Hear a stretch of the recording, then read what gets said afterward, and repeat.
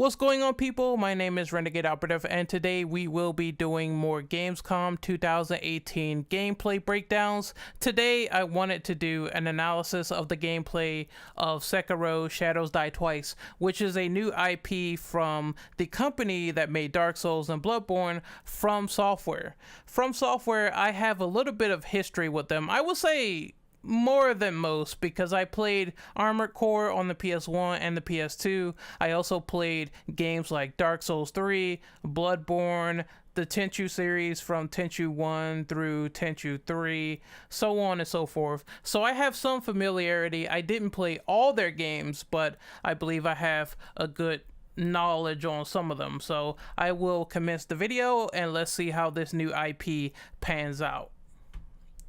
Let's see.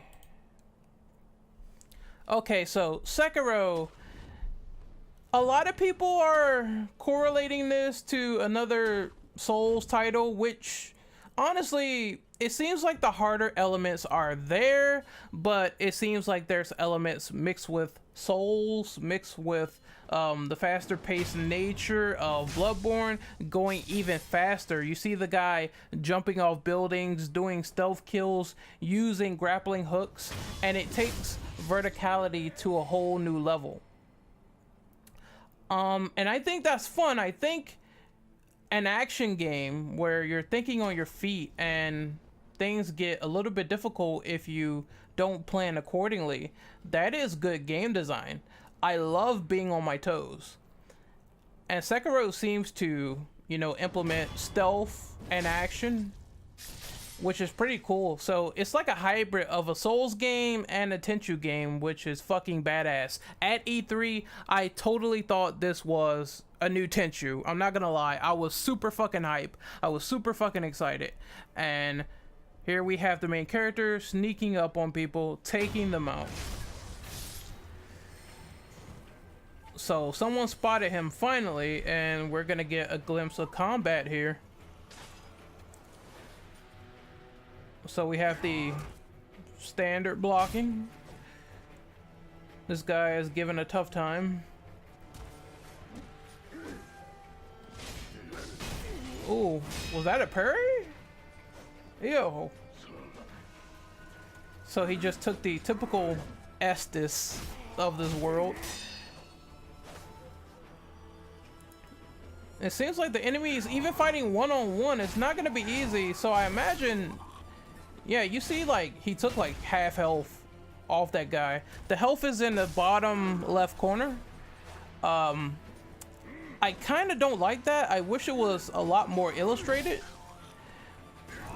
Also, he entered a stun state there, so the enemies can stun you for a bit if you're hit a certain way.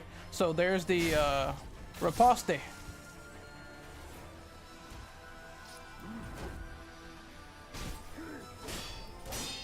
Oh, okay. Okay, there's a little red logo, so I imagine maybe if you time your hit correctly, you coordinate it on the right time, you might get an insta kill. He got like 2 ripostes on this guy.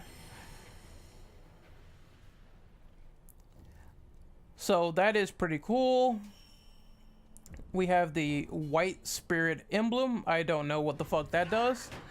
Now we have a different enemy with a shield, and there's this like weird sort of attack. Like, you see the blade arm on his left hand, it could break shields. So the main theme of this game seems to be you can use your prosthetics to really give you an advantage, and I like that. I like that a lot. Look at the throwing knives. Oh, that's broken. He killed that guy from afar with that shit. I'm sure if it's not really balanced well, it could be overpowered. It's like, yeah, range is important. So we have this old ass lady on life alert. She's about to get her neck snapped or her throat cut. Either way. So I'm trying to take a look at the collectibles. Things are going so fast. There's the obvious shrine that you pray to, equivalent to, you know, the campfires and everything.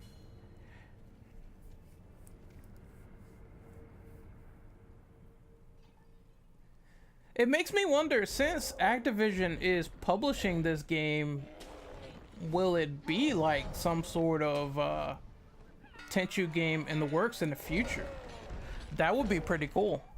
But I don't think they own the IP anymore because I think they let it expire. Anyway, that is cool. I think the enemy tried to alert the other people with a bell. There is threat indicators. So that's nice that you can see like how many enemies you have to deal with if they are from afar.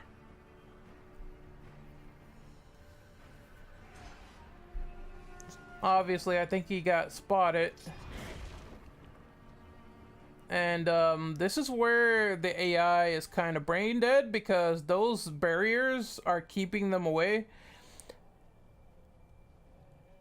It's like he's right there. Oh, we got some crouching throwing knives going on. Again, that weapon is so good. If you really want like long range kills, you're going to want to use the damn kunai.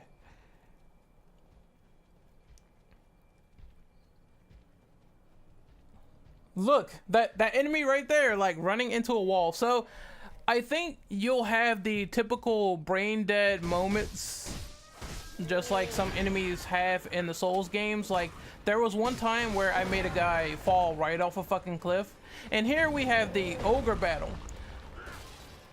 So this is reminiscent of how crowd control is like in Neo, where it's a pain in the ass to focus on more than one enemy at a time unless you really know what you're doing. Here's an example of how the AI is weird. That was a fire attack from a prosthetic, I think, or maybe that was magic. Yeah, I think it was, because it has like the little flame icon below on the bottom right.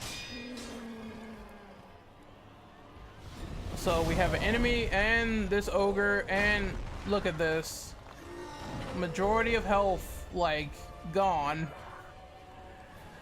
So I seen like certain gameplay snippets of this game, and those ogres can launch you off cliffs if you're not careful. So pitfalls, they still are a thing in this game, just like your typical Souls game. Again, I'm doing a lot of comparisons, but the fluidity here, the fast nature, I really enjoy it. It's something different that From is doing with this game.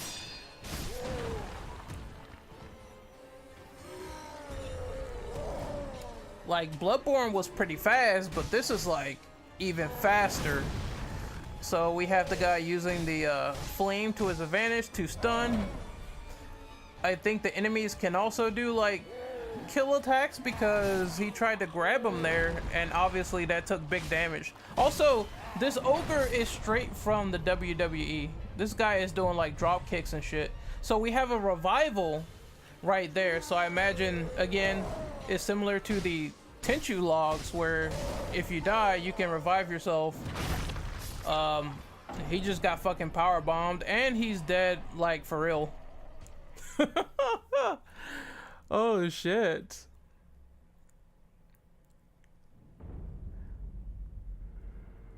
So that was, yeah, that was a nice mini boss encounter. It really shows that in groups you will be in very, very fucking quick trouble dealing with multiple enemies at once. So he's being a bit more stealthy. He takes out the guy with the gong.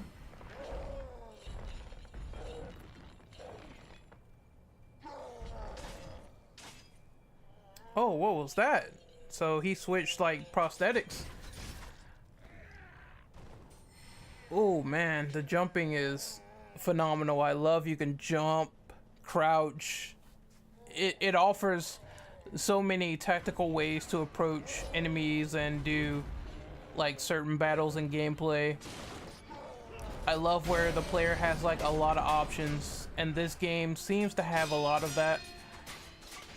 Also, it's another, you know, samurai themed game where that genre seems to be coming back. So Capcom, Onimusha, where you at, fam? Where are you at? We need that back, seriously. Just a little side thing here. Just a little desire. So the ogre is dumb, but it sees him on the roof.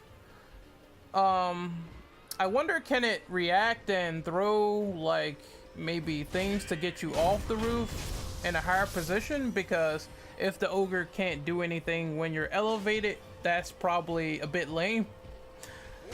That's probably going to cheese some of the enemies. Who knows? But then again, you don't want to sit on the roof all day, so I don't know, fam. Now we're commencing the fighting, and he uses the grappling hook to grapple onto the enemy while fighting. So I assume that's going to be a combat tactic. Here's the kill animation. Oh yes, disgusting, I love it.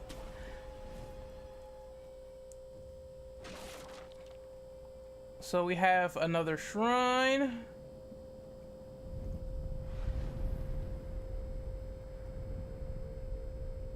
Pray to the sculptor gods, and that's it. Sekiro Shadows Die Twice. No upgrading. You use the skills given to you, and you play the game, which is once again a very interesting concept. I'm looking forward to playing this game. A lot of people said that, you know, Sekiro, this is the new beef, right? Sekiro and DMC5, both of them are coming out in March. For people saying one is going to overshadow the other, I'm getting both. I'm getting both games. I'm going to be perfectly content with both games, hopefully. There is no beef. I just want to play some great fucking games. I'm sure a lot of people are going to buy both. I can't wait. I want to see more. Until then, this is Renegade Operative signing off. Hopefully you guys really enjoyed this video. Be sure to like, comment, and subscribe, and tell me, what do you think about Sekiro Shadows Die Twice? I will see you guys next time. Later.